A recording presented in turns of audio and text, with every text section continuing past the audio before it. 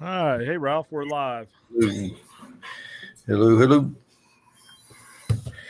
Let me get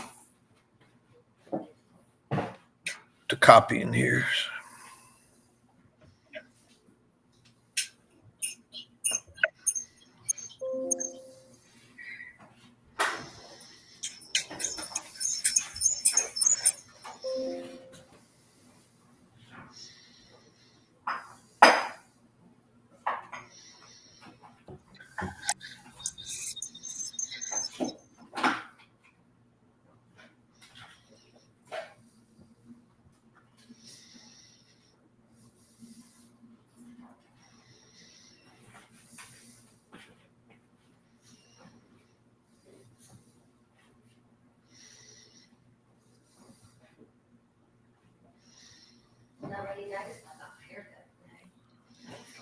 Hey, Brody. Good to see you as well. We'll get going here in just a minute. Ralph sharing it around, and I have some questions coming in to add later.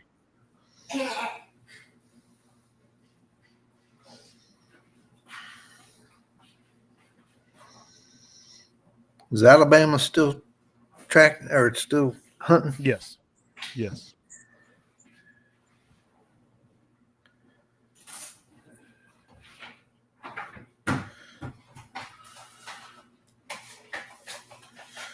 Okay.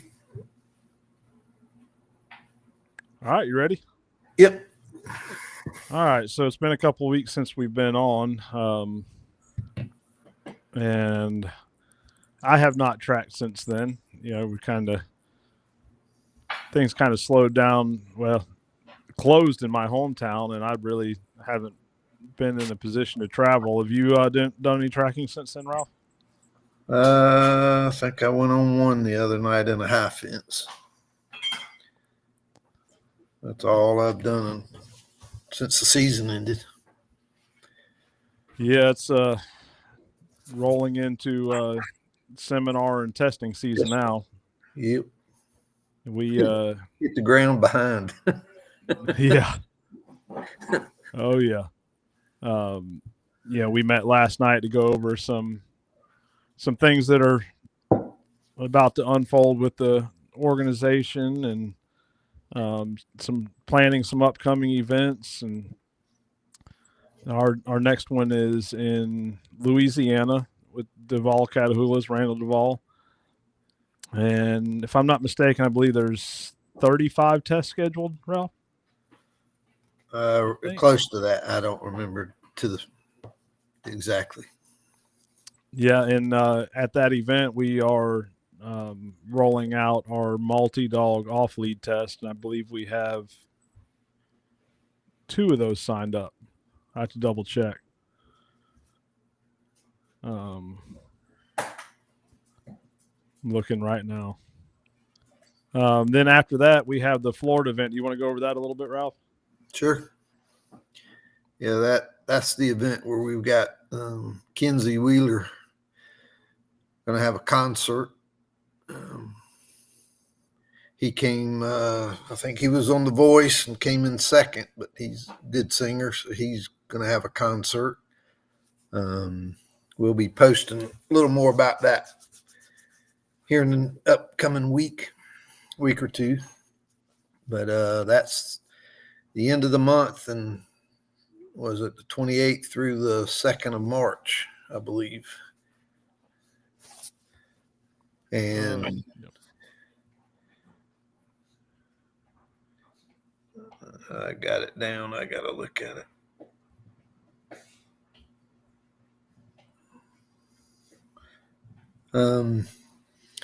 So people need to start signing up for the test so we can start scheduling judges and that kind of stuff. So if y'all haven't yet, start looking at signing up for your tests on that. Yeah, week. we've had a couple sign up this week. So yeah, definitely get them in there. And I need to add the multi off lead on the website. It is not currently on there. Oh, we have 4 multi off lead at Duval's event. Gotcha. But yeah, I'll get that added on there and working on some other things coming up. And, you know, Ralph, one thing we talked about, you know, last year we did a lot more, I guess you'd say more classroom format seminars, you know, more, you know, I guess you'd say more educational, classroom, more educational stuff. And this year, our focus is going to be more hands-on in the field. Yep. Those workshops really, people like those. Yeah, and at the Florida event, one of our guest speakers is going to be Randall Duvall. He is going to have a hands-on course for basic obedience. So if that's something you're interested in, bring your dog, and it won't be just him out there working. You know, we're all going to work together, but he is going to be sharing how he does things, and you know, we'll break off in groups. If you have any questions, there'll be plenty of people there to help.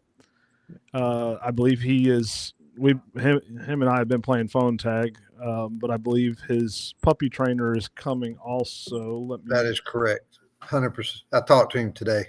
Okay. She definitely is coming. So anybody with puppies around the 4-month or younger, that's what she specializes in. And so you can bring your puppies and have a little workshop with them. Yep. Her name is Anna. Yep. So that'll be nice. People, all different dogs can come, so it'll be good. Yeah, we're gonna have some workshops on how to plan and execute training lines from beginner all the way to advanced stuff. You know, a big one I felt went off. It was kind of a big hit in Pennsylvania was when we broke things up, broke the people up into small groups, and we did some shot site / wound bed analysis, and that was an interesting one where each team got to inspect it and make a educated guess as to where the deer may have been hit and share their wait times and why. And then we revealed what it actually was and went into some more details on strategy and all that. So that's something else we're going to be doing a lot more of. Jared says, I heard Kenny and Ralph were having a foot race. Yeah. We'd both be in.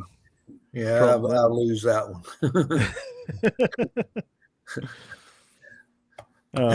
That's why Jason's with me a whole lot. Yeah. That's why John and I take little John with us. Yeah, no kidding. None of us are getting any younger. Now I see one of my dogs flying through the air. I get there pretty quick. Yeah. So, and then, you know, we have Iowa and Pennsylvania. I spoke with, we're going to have Alabama, but I spoke with Michael Beck today. We're going over some stuff for Pennsylvania. And then Michael Bragg reached out. We're going to be getting a flyer and stuff out for the Alabama one. As soon as our newly appointed events coordinator that probably doesn't even know she was appointed gets back from vacation. Yeah, she'll get back tomorrow. Yeah, she'll hit the ground running. Yeah, so a lot happening this off season. We got some new judge applications that came in, so we're looking forward to working with them and getting them brought up to speed. You know, right now they're in the application stage, but we'll soon be apprenticing and moving forward there. we've got some other things in the works with. Sorry, Tommy. I got to respond to this. Tommy, please call John. That is going to be your best bet. It's hard to get a hold of me, especially during the day. Sorry about that.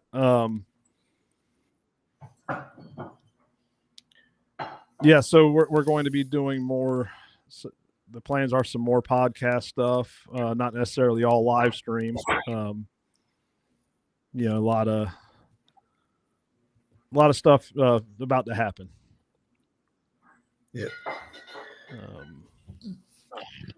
And Ralph, before we get into anything else, did you want to add anything to any of that?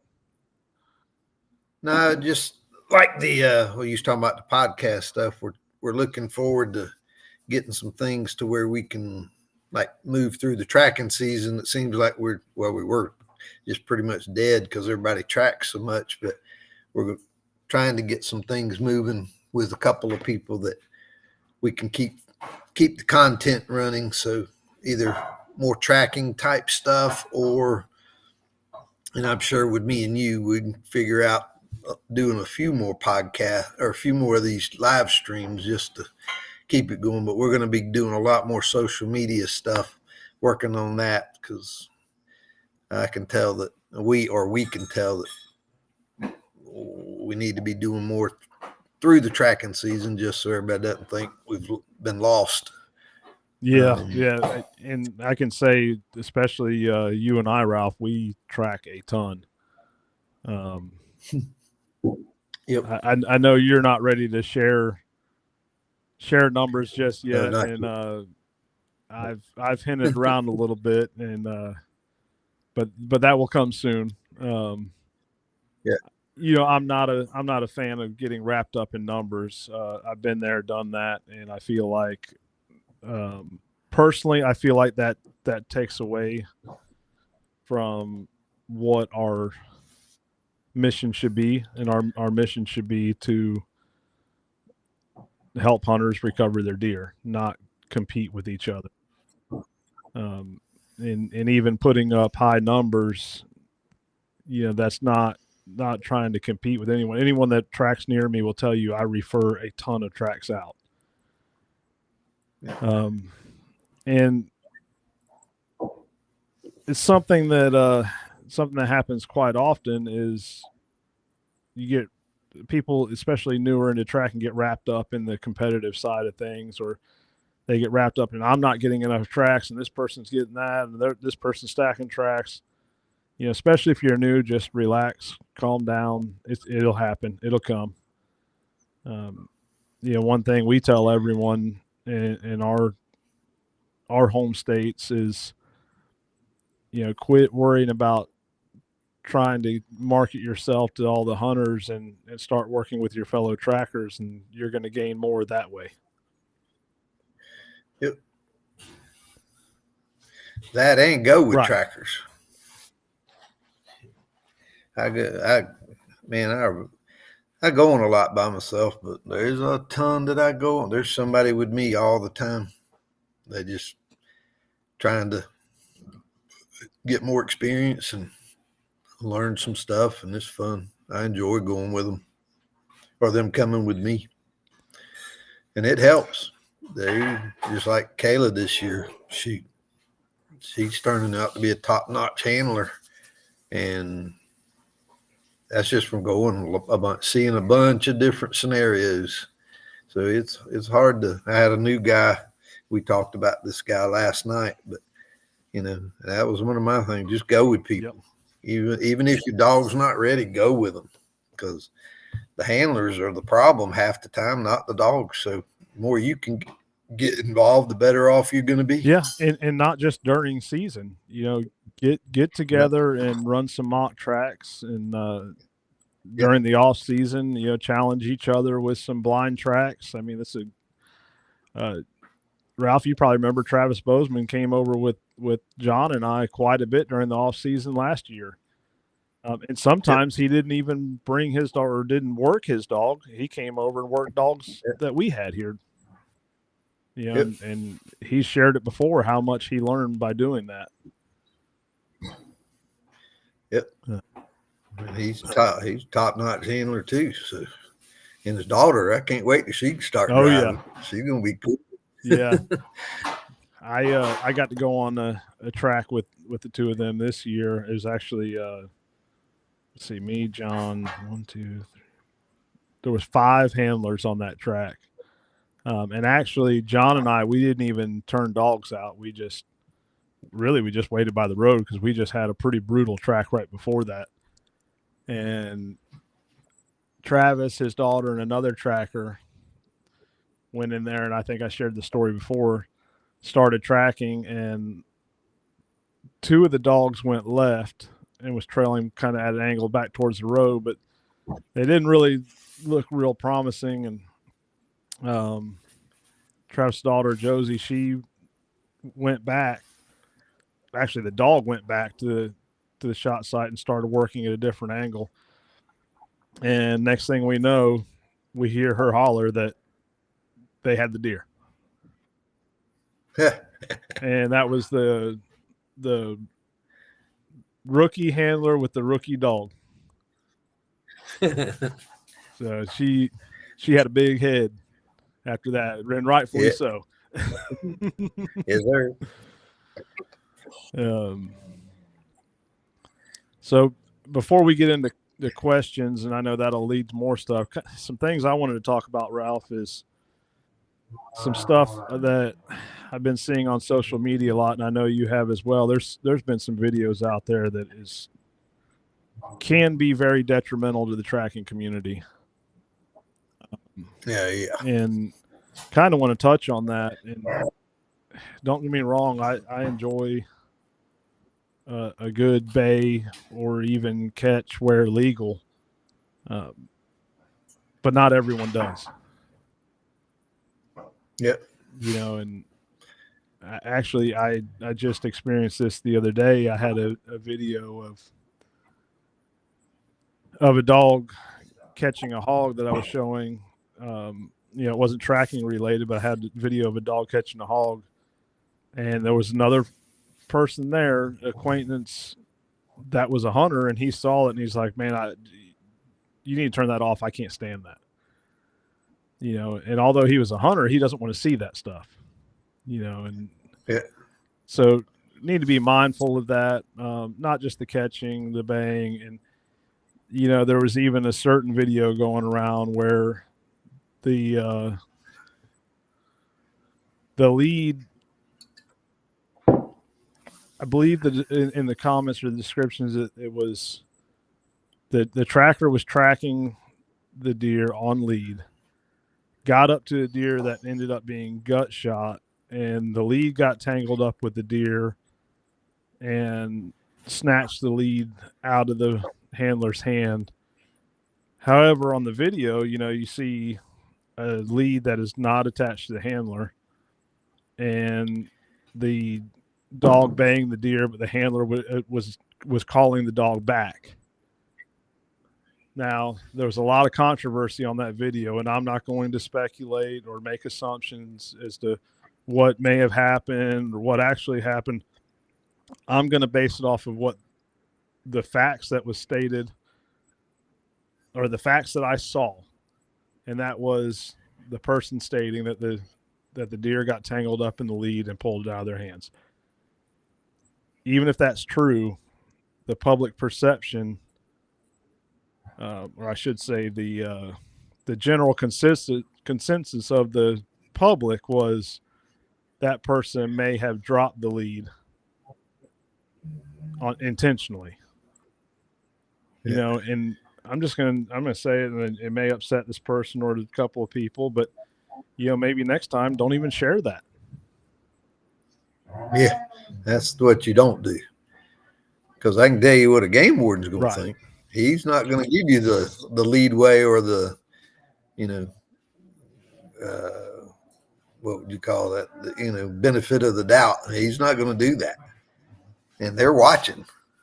I talk to too many of them. They watch this stuff. We have events with these guys, and they sit around and talk to us. That's another thing that me and you need to do is what we talked about with that one captain. I got to get going with that. But they look at this stuff and they want to help us, but there's a certain line that they got to stay within, and they're willing to help us because they see what the intent is. But still, you can ruin that intent by these videos that are out there. And just like on our stuff, if that deer's moving, if that deer's alive, we're cutting it off FBTN, and Georgia Blood Trailing Network's getting terrible. Right. And so it's just got to cut it out. I mean, even if it's legal, it doesn't mean that we are bettering ourselves or bettering what the I guess the world thinks about us. It just, some things are just better off not being seen. Everybody knows it happens, but it just doesn't need to be out there. Hate to say it, because I'd love to sit there and look at catches all night long. That's fine with me, but no better. I can't. Shoot, I got them little dogs that'll jump all over me. Man, I'd love to be sharing some of it. You just can't do it. You just can't do it. So. Yeah, and I'm gonna say this too. Those types of posts and videos and pictures, they do get a lot of traction, a lot of views, which in the social media world equates to money, followers. But at the same time, it's at the expense of putting what we love in jeopardy. Yeah, because whether you like it or not, Facebook has people that are probably nowhere near the type mindset we are, and they can shut it down. Right. And we've had law enforcement contact us before regarding posts. Oh yeah, absolutely. I had them. We were at that event, the youth hunt that we go on the last weekend of the season every year. Man, it was like a classroom setting where the game wardens were asking me, what do y'all do in this situation? What do you do here? What's happening here? And they're anxious to help, but they know what goes on. So we got to be careful. And not just because they're law enforcement doesn't mean everybody is on our side. Some of them guys are on more towards liberal stuff with the animals. So we've got to, I don't know, you just got to be careful with that stuff. People get mad at us. I mean, it's hilarious to see them get mad at us for taking and asking them to take stuff down. Well, they just need to quit thinking, small world. So they can't see the forest because of the trees. It just, you got to think bigger than that. And we don't want to be shut down or don't want people to get in trouble for stuff. Because if you start throwing up red flags, it is hard to get rid of a red flag like with the game wardens. They're going to start looking harder. They're going to look more often, and they start picking out a few people, and them few people, you're going to have some people on your rear end that you don't want on it. Right. And, they know, but if it gets too bad, they're going to stop it, and they'll just spend more time on a few people. And I just think it's better off, like we said, yeah, and I do want to add this, and like I said, I'm not making assumptions or trying to sway people's perception that may have seen the video, but I will say I have had instances where the lead was pulled out of my hand. I fell and lost the lead. I've had dogs slip harnesses. I've had dogs grab a deer while on lead. Granted, it was in thick, nasty stuff. Then I couldn't even see the end of the lead. Couldn't even see the dog, but it happens. So with that said, I mean, I still won't post that stuff.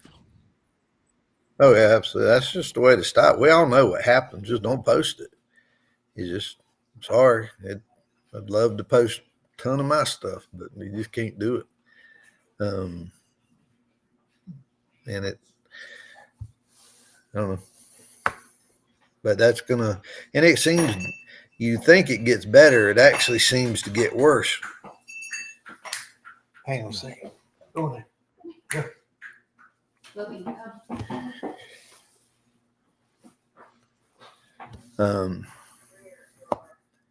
But we just have to stay after it more. Right. And, sticking with some hot topics with social media, there's some new products out there I saw, and I kind of want to touch on one of them. It was a long spur. I don't even know what he calls it. It was a little thing you attach to a stick to drip blood. But yeah. I like the concept. Yeah. Now what I want to say is and maybe my thought process is wrong in this, and maybe someone else has a different thought process. Is the selling point to it is you can lay a more consistent blood trail. I don't know how important a consistent blood trail is.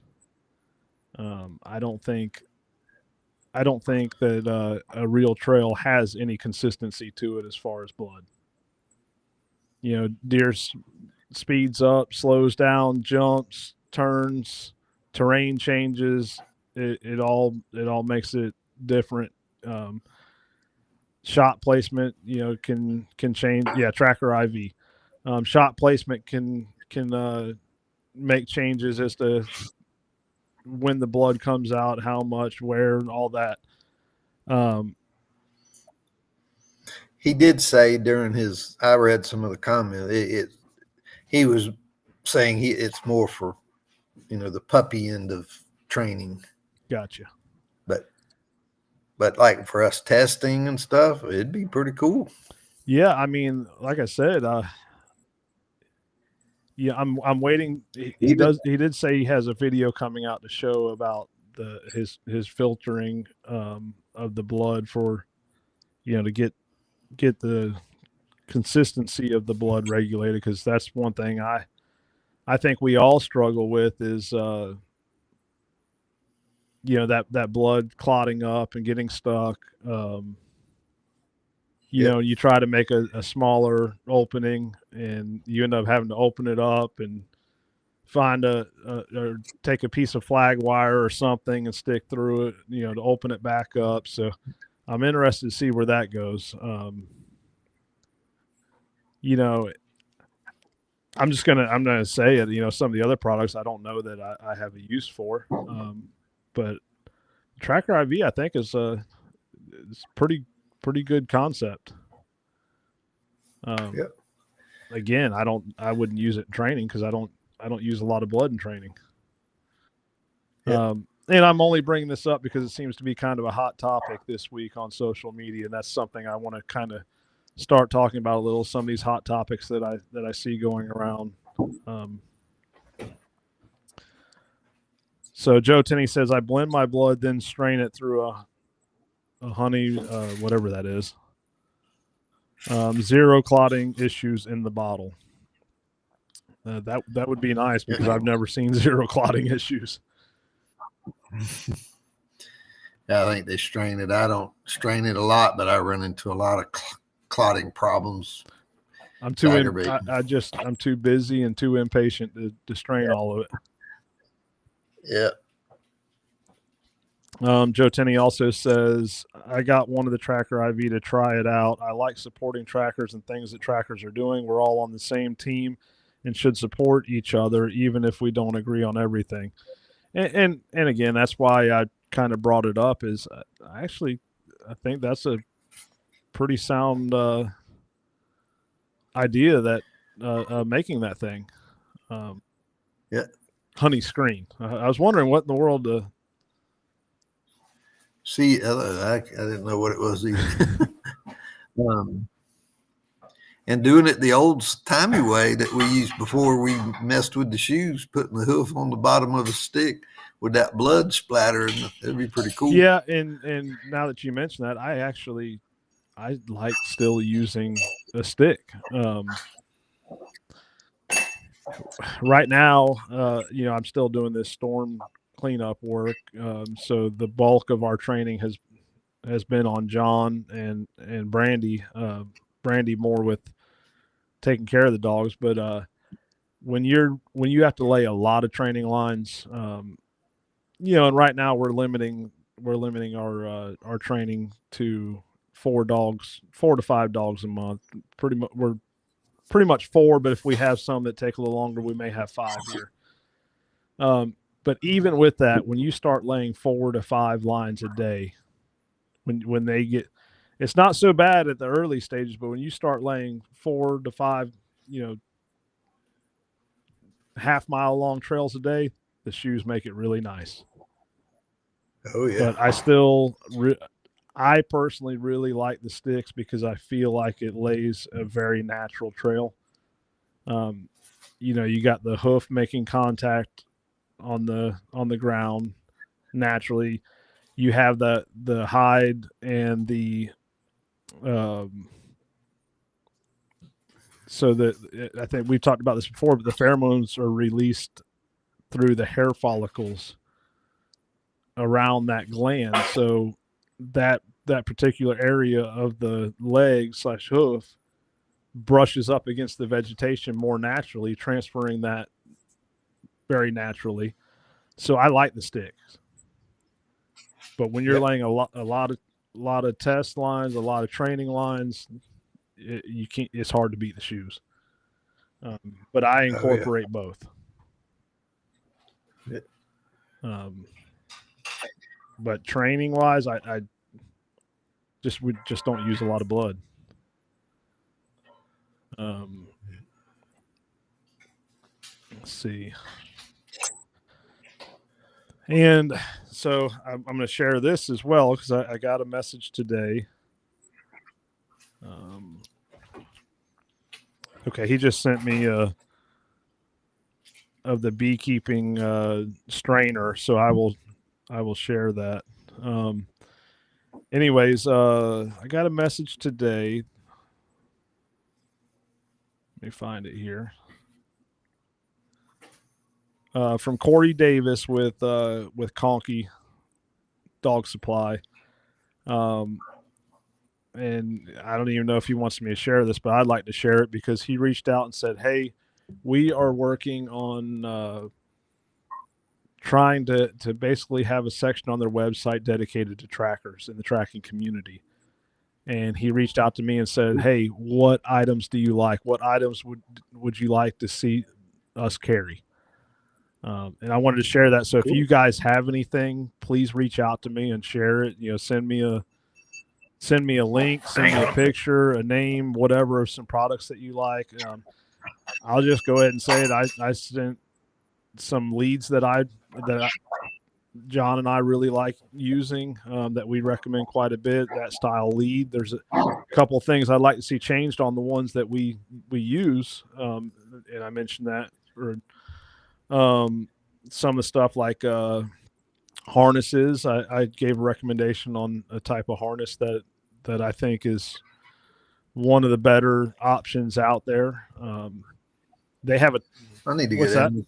See, I said I need to run down there and see him. Then he ain't that far from me. No, and they have a lot of great stuff. But that's the first time that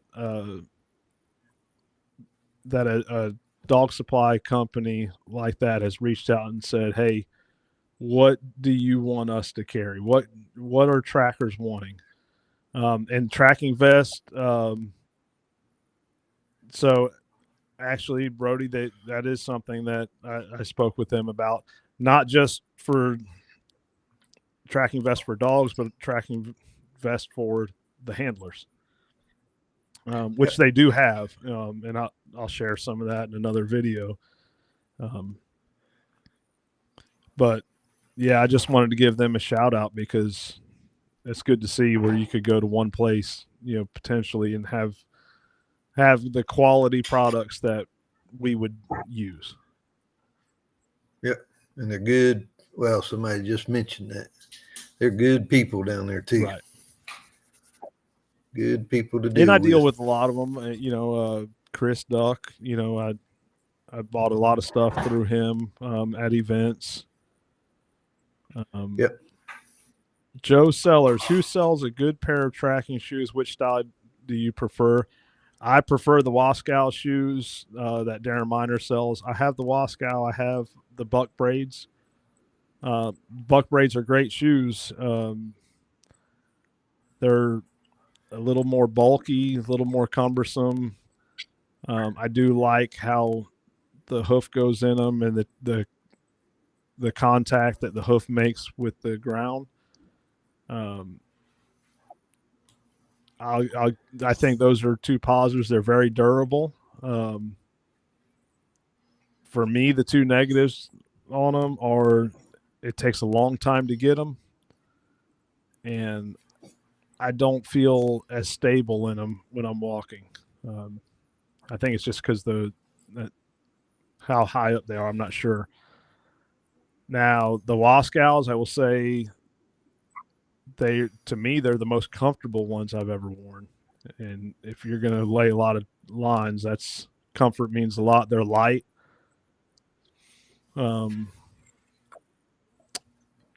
If I had to give some negative feedback on them, which I have spoke with Darren about, is I would say you have to make sure that you cut your hose to the proper length, or they will fall out of the bottom, even if you use the carpet padding spacer. So you want to make sure that you cut them to fit the full length of that opening. And I wouldn't say this is a negative, because given the amount of lines that we've laid with our shoes, you have to be careful when you're tightening them. You can pull the strap. It can tear. But what I do want to say is they stand behind them. You get a 1-year warranty. And I'm going to share this. I contacted Darren to buy another pair of shoes, and he said, "Well, what happened to yours?" And I told him, it tore through at where the strap goes through the top. And he said, "Well, yours aren't a year old. I'll get you another pair." I said, "No, Darren." I said, and I had it tracked. It was over 400 lines that we laid with that pair of shoes, close to 500. I was more than happy with getting that many lines out of them. And even then I said, "Darren, no, I will pay for another pair. We got our use out of these." He said, "No, I'm sending you a pair." So that speaks volumes. Oh yeah. He did the same to me, and mine aren't broke. He was just going to keep my eye. I don't use them like they do. So I'll get with you when mine tear up. But he definitely stands behind them when he probably don't have to half the time. And he knows that there's a issue with that. But he is not the manufacturer. He's a distributor, because he gets them from Germany. And he has went back and given the feedback. And Brody says, "I find the heel area needs to be deeper, or that back slide lip to be a little taller." These are all things that he agrees with. But even with those what I consider minor issues, I still prefer them.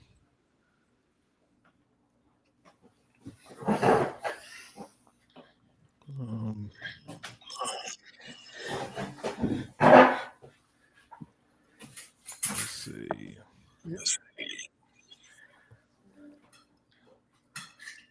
All right. You have anything to add to any of that, Ralph?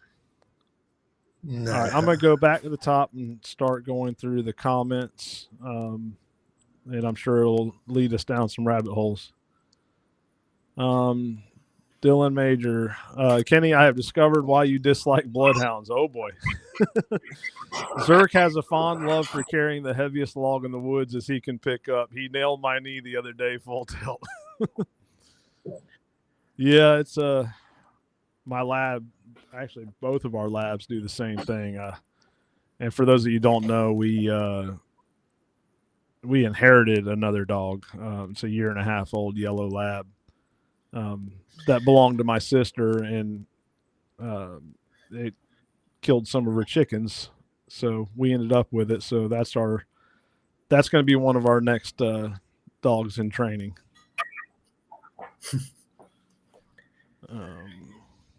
Let's see.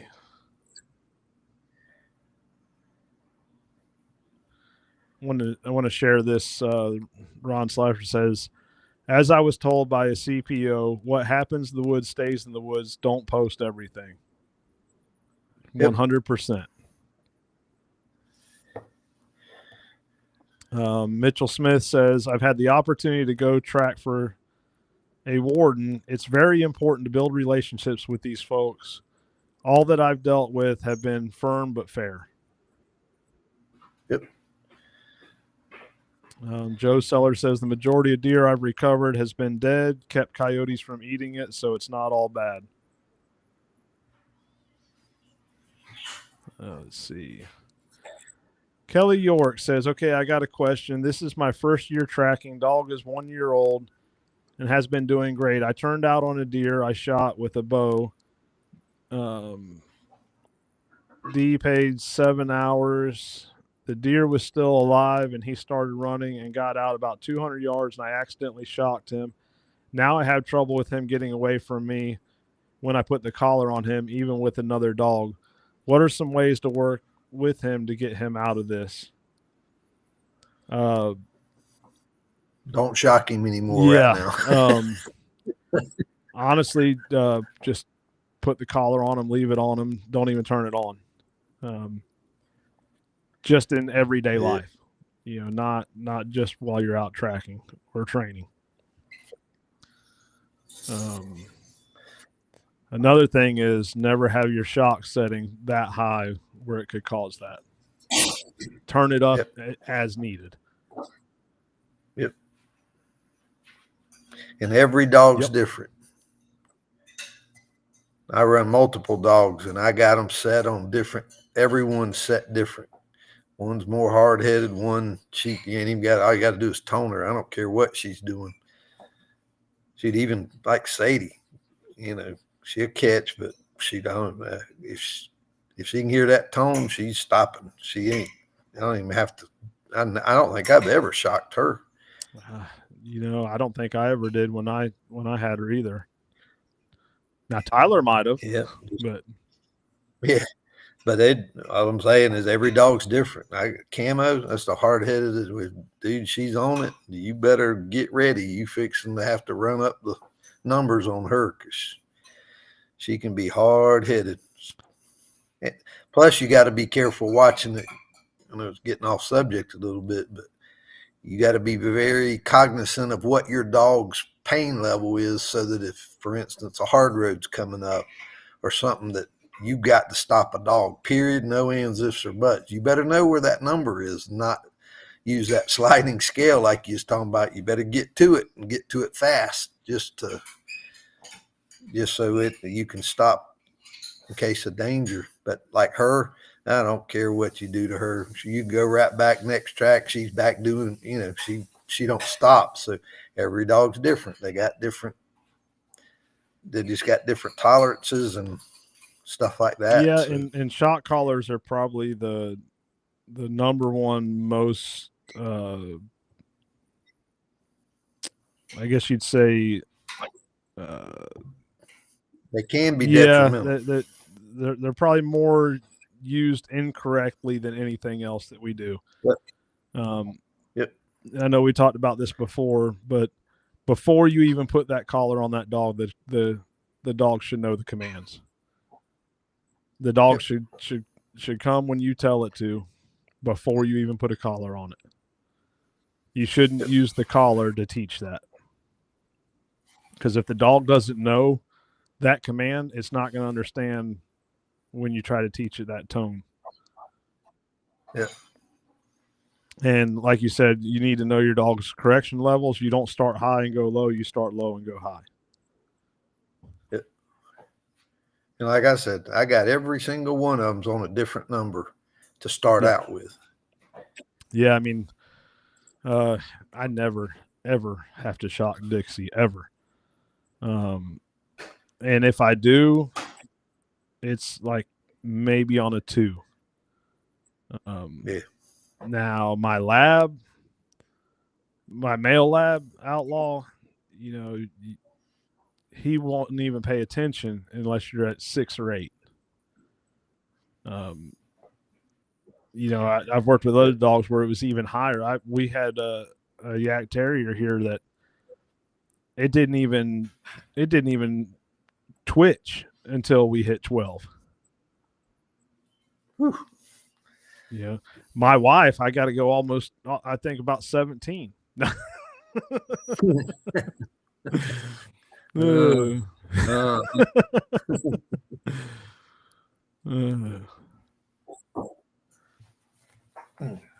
So here's another good one. Courtney DeMello says, it seems like from my experience, we are getting called out because of lack of blood. And this tied into the Tracker IV we were talking about. And I do want to touch on that. Yeah, I mean, if the hunter can see a blood trail the whole way, other than being colorblind, they're probably going to find their own deer. With that said, I personally believe there is always blood somewhere on a trail, whether it's visible or not. But I still feel like that is not the most important or biggest factor in training. And if you may ask why, because really the only scent in blood is iron. Now, if there's infection, there may be that. But when you have disturbed earth, broken vegetation, dander, and the list goes on, urine, you have a total scent profile. Well, you have to think of blood as a super absorbent, like a cotton ball. Most of the scent that dog is smelling in that blood is from what it makes contact with as it exits the body. But just want to put that out there. Let's see. Michael Beck says, thankfully, I have a great working relationship with many PA Game Commission officers. This past year, with needing to call after hours tracks and really helped with achieving that. We all experience situations out there. It's the real world. And I can't remember. Can they track at night? I've been following that, and I believe technically they are supposed to call in at least. Yeah.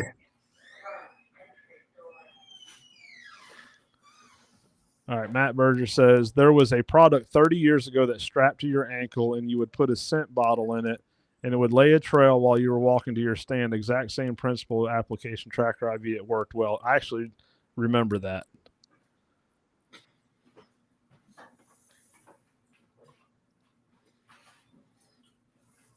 Let's see. Perry Lawrence says, kind of off topic, but is there going to be camping at Kynard, or what's the nearest town with dog-friendly hotels? We are working on that. We'll have that later this week, Perry. Yep. Charlie Webb does know of a campground down the road. We'll get that information very soon.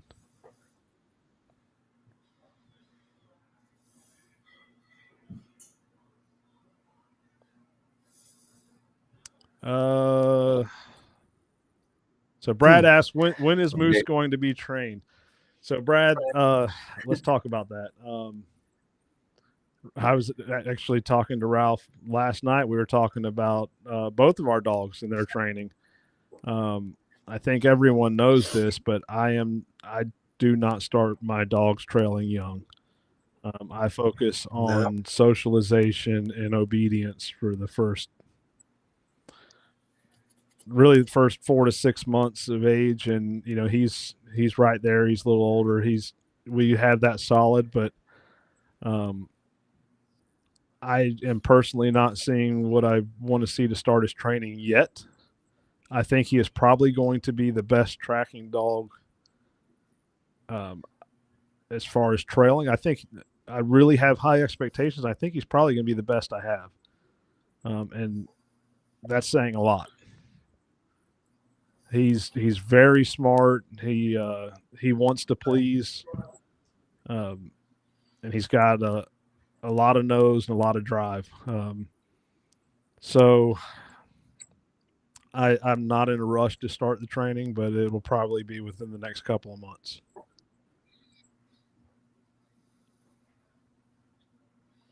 Yep, about the same. Mine's doing awesome, but I did a lot of putting her. I put her on more dead deer this year than most dogs get in a couple years. She is on before she ever even. I put her out on a trail. She got to the end of the. So when she got to the end of the trail, it didn't surprise her. So she got to the end of a few. I didn't put her out on many deer this year, but we put her out on 2, and she got to the deer and stayed on it, and I was tickled to death. So I can't wait to get her on some tracks. Let's see. Perry Lawrence says a lot of hunters told me that they never called for a tracker before because they have no blood, and I get that all the time. Every year someone says, I don't know if I want to have you come out. I just wanted to get your opinion. I just don't have any blood. Especially during muzzleloader. I don't care if you have blood or not. Yeah.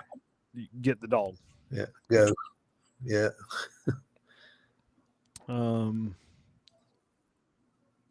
Let's see. Chuck Darby, Kenny, are you going to be at Randall's for his seminar? Yes. Oh, yeah.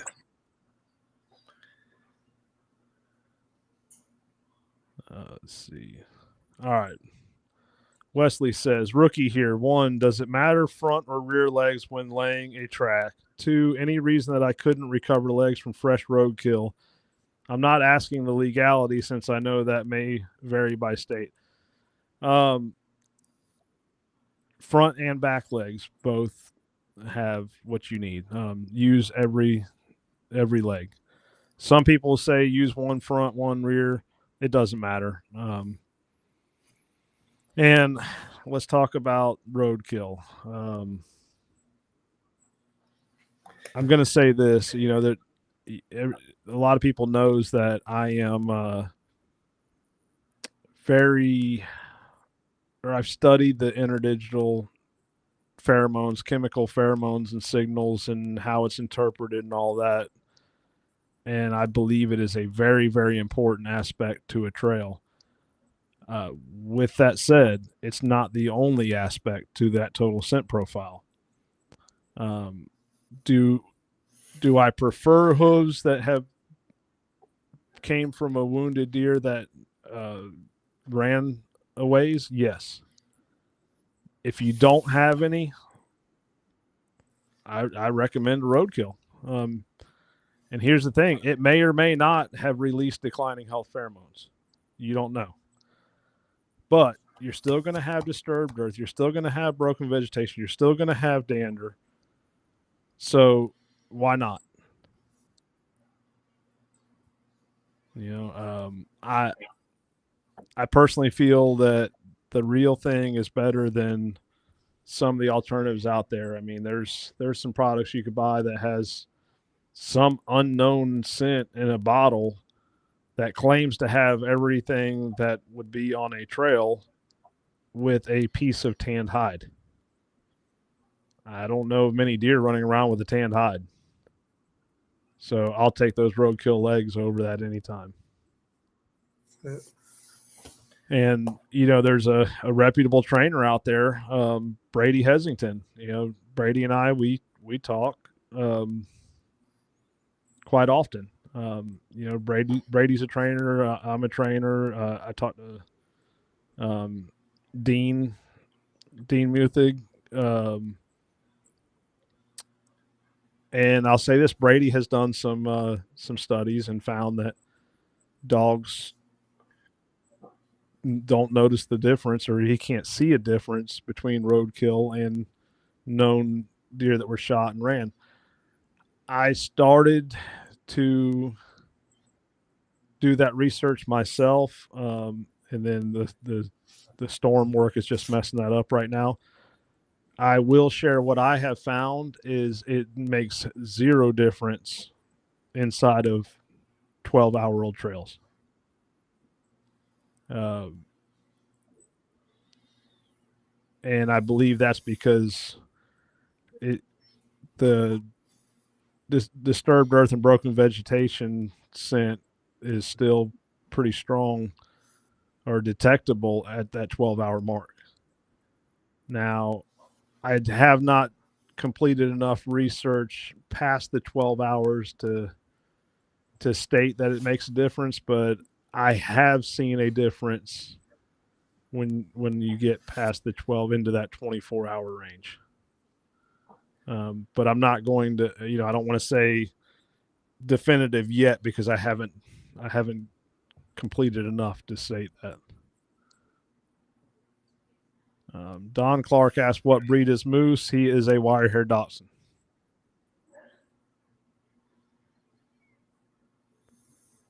Gene says, Kenny, next time you are close, I'm going to try to meet you. I'd love to meet you, Gene, and we'll make it happen this year one way or another, even if I have to find an excuse to come up and fish since hunting season will be out. Where's he at? Mississippi. Gotcha. Want to go do some crappie fishing, Ralph? Suits me. All right. Dylan says roadkill's better than a fluid, in my opinion. At least you get all the other scents with roadkill as far as dandruff, etc. I agree. Let's see. Matt says there was a conversation this week about training a new pup. The discussion topic was if you are training young, first year dog/pup, would you run every call regardless of quality of the track, or would you limit the pup's exposure to high probability tracks? Assuming you don't have another experienced dog, where do you land on that? Ralph, do you want to share your thoughts? Because I've been answering a lot of these, and then I'll share mine after you. Yeah. Well, from what he's saying, if there's not another dog, I throw training a dog not as high priority as giving the hunter what they need. So I would have another backup dog with me no matter what if I'm going to turn out my puppy. But if you didn't have just one, in case,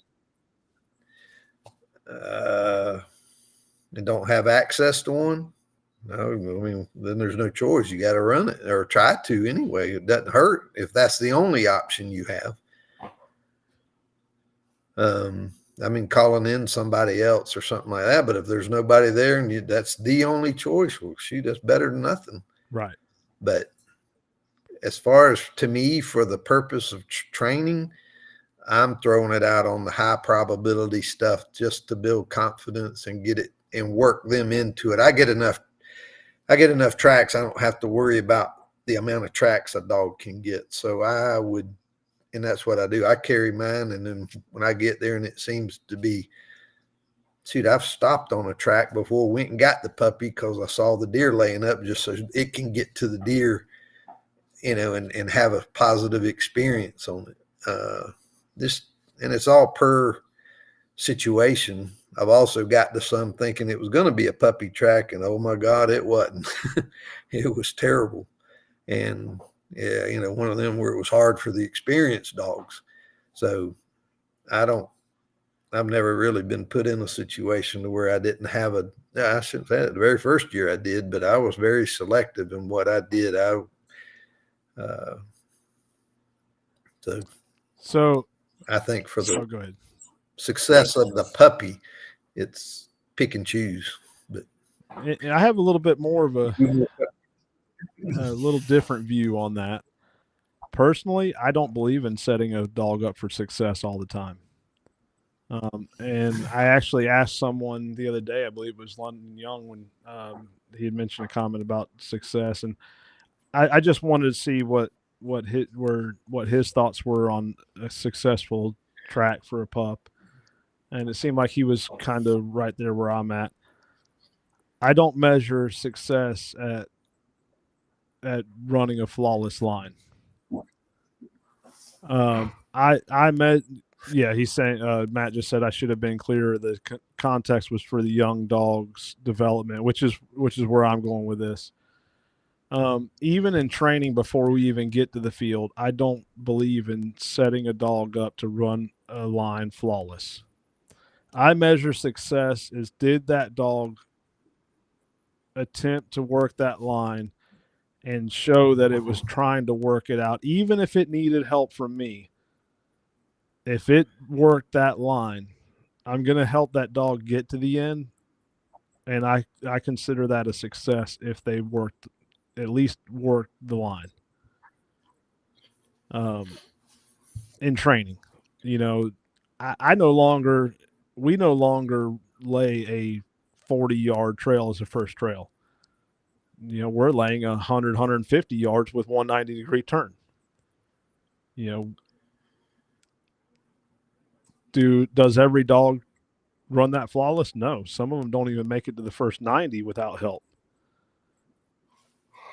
But if they are putting forth effort and making an attempt to trail that, I consider that successful. So when we get in the field, all that training is, we've done that training. We've spent the time on the mock tracks. The dog knows its job. Put the dog to work. And like Chuck Darby says, have a backup handler on call if you need them. There's plenty of trackers out there that'll help out. Now, what I want to add is the best dog you'll ever have is one that you have no choice but to put in and work. And I know I shared this before. Xena was the best dog I've ever had. And I honestly believe it's because I had no choice. My bloodhound had an illness. He was taken out early on that season. She was 6 months old, 7 months old when that happened. And, she recovered over 100 deer that season. 100, I think it was 108 by herself. And she was part of 30, I think it was 30 recoveries before Buddy, my bloodhound, went out. She had no choice but to be good because I had no choice but to rely on her, and she got the job done. And that was the same year that Randy Vick had his health issues and he was out. I had no one else to rely on. It was me and Randy. And Randy will tell you, we've had this conversation before where he'll have a dog that he thinks is okay. But then when you have no choice but to run that dog and you give that dog a chance, that dog gets better and better and just produces. So put them out there, work them. Yeah. They're definitely not going to get better sitting in the dog box or at the house. And hopefully that answered it. I know I got a little long-winded there. Yeah. Let me answer Mitchell Smith here. He says, I'm always amazed at how dogs separate the one wounded deer when there was 8 deer in the plot. Let me one up you. Me and Jason went to one the other night, and there was in between 40 and 60 deer in the trail where the wounded deer had went. Is in a high fence. Holy smokes. It was, we sat there in the truck just in amazement, like, what are we fixing to get into? Went right through them. It amazed us like crazy. And these are 2 and 4 year old dogs. And we had 3 dogs out, and it was awesome. We were like, holy smokes, how in the world do they do that? But yeah, that always amazes me too. It amazes the hunters. They were just in amazement that we didn't have deer races going all over the place. It was cool. Oh yeah. and you really get to see that in a high But that's fence setting. oh heck yeah.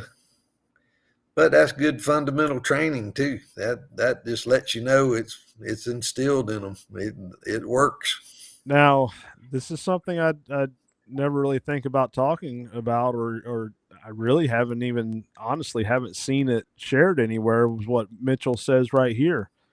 If roadkill doesn't have the pheromone of a declining deer, or declining health, how would he separate it from other deer? If I were using roadkill, I would add blood or hide for the dander. Well, you'll have dander off of the leg, but I kind of like that. If you don't know, it wouldn't hurt to add blood. Just add No. to add that. I think that's a good idea. Yeah. What? And we've gotten into tests before where the dogs wouldn't take the line, and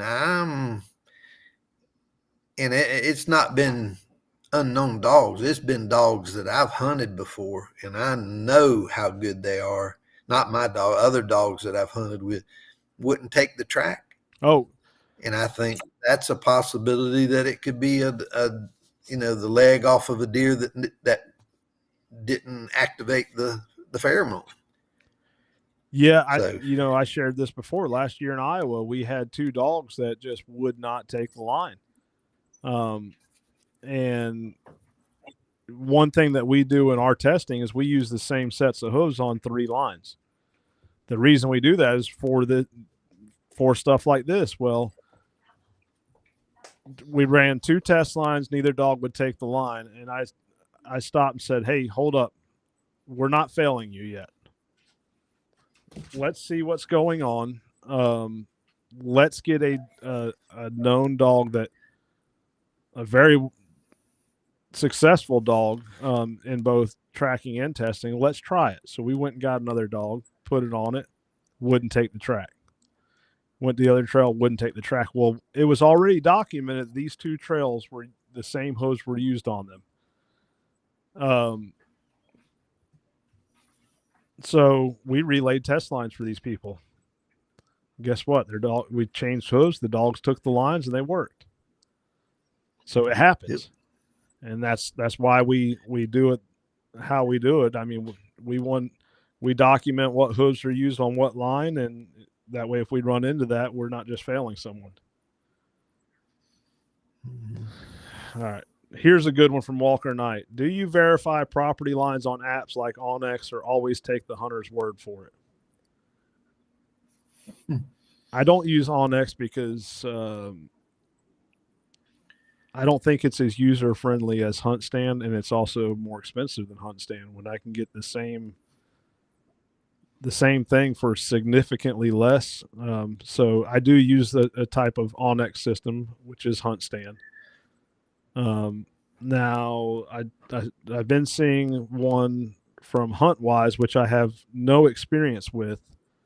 What I would like to see is one where, and I don't even know if it's possible, where you could get a contact number for the property owner. And I don't know that we'll ever have that option. But at least being able to look at the name and ask it. Now, I personally recommend not crossing a property line unless you have it in writing from the hunter stating that they have permission. And game wardens have told us, hey, that doesn't guarantee you to not get in trouble, but if you put forth the effort and it can be verified in writing that you put forth the effort, then you're likely to not be charged or convicted. Yeah.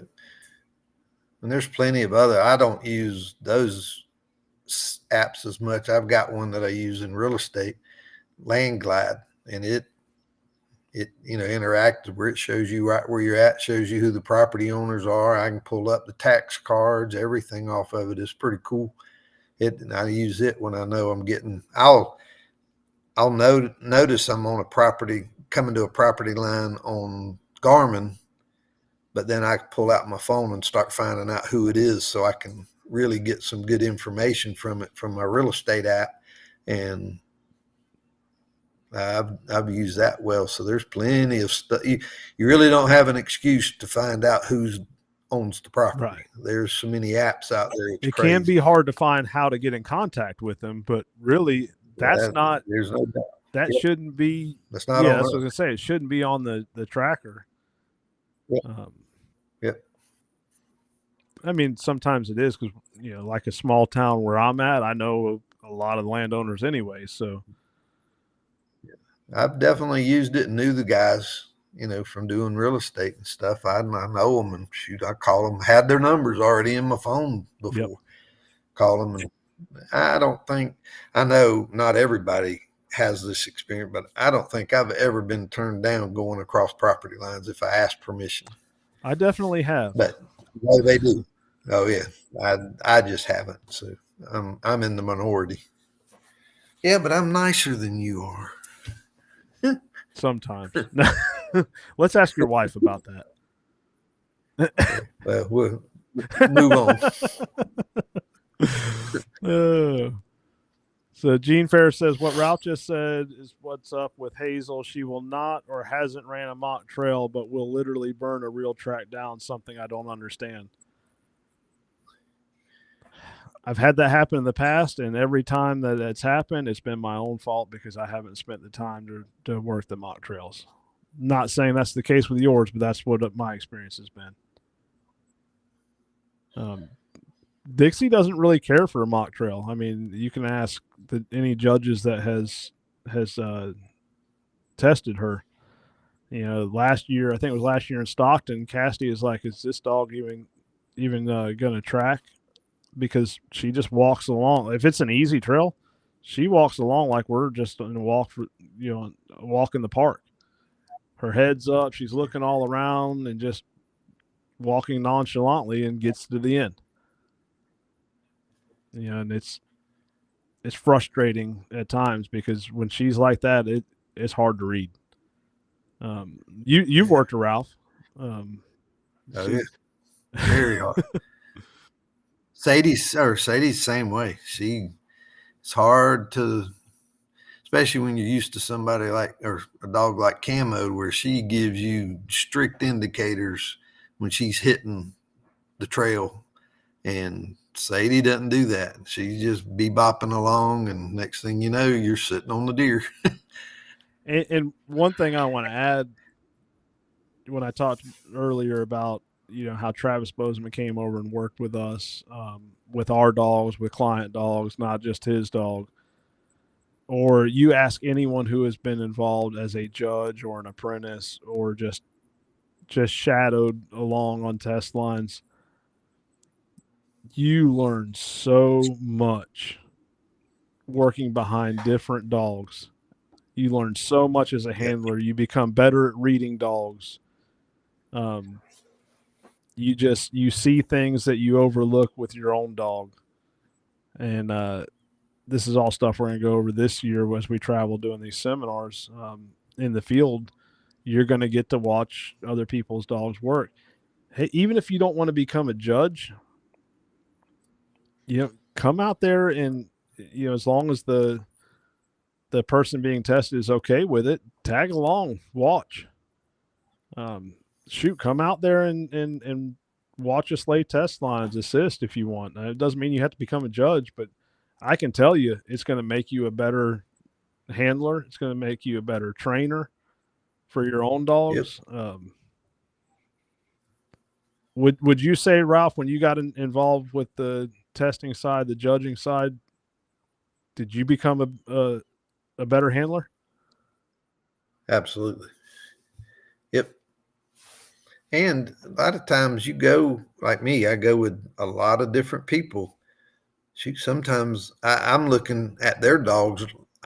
Sometimes I can read their dog quicker than they can just in just a few minutes, just because I know what to watch and I enjoy that aspect of it. Probably that's the most fun I have is reading the dog and figuring out, okay, they just hit it, they're off of it, and even reading other people's dogs. That's fun to me. So yeah, you get to experience that a whole lot more when you're out there with other people. plus you get kind of complacent with your own dog sometimes, just kind of take it for granted type situations. But you get a new dog and you have to watch them. And it's fun to do it. That's the fun part of tracking to me. Okay, here's a good one. What are your thoughts on a dog that combines air scenting and nose to the ground scenting compared to completely nose to the ground trailing? Here's my thoughts. Don't try to change it. I don't know. if I could smell that scent, then I wouldn't need the dog. I can't smell it, so why am I going to ask the dog to do something that I can't do and doesn't know what's going on? That dog knows when it needs to be nose to the ground. It knows when it's air scenting or winding. I don't try to change that. I let the dog work how it needs to work. And I'm going to say this, and this comes from the fox hunting experience that I have. Scenting conditions dictate a lot of that also. Right. Whether a dog can lift his head, just like fox hunting, a dog can run faster with his head up versus a dog that runs with his head down all the time. Well, the scenting conditions dictate whether you sometimes have better races than other times. It's the barometric pressure, humidity, the dew points, all that stuff plays a role with that stuff, and it dictates whether a dog can do that or not. I don't care how they get to the end as far as nose up or nose down. I want to get to the deer. Right. Yep. I've never had a hunter ask me, which way did your dog trail? He don't give a crap. No, I have had them, especially with Dixie. Is that dog even trailing? I've had that happen because when it's easy, her nose is up and she's just okay. Come on, let's go. Yeah. But that's my thoughts on it. Let the dog work how it needs to work.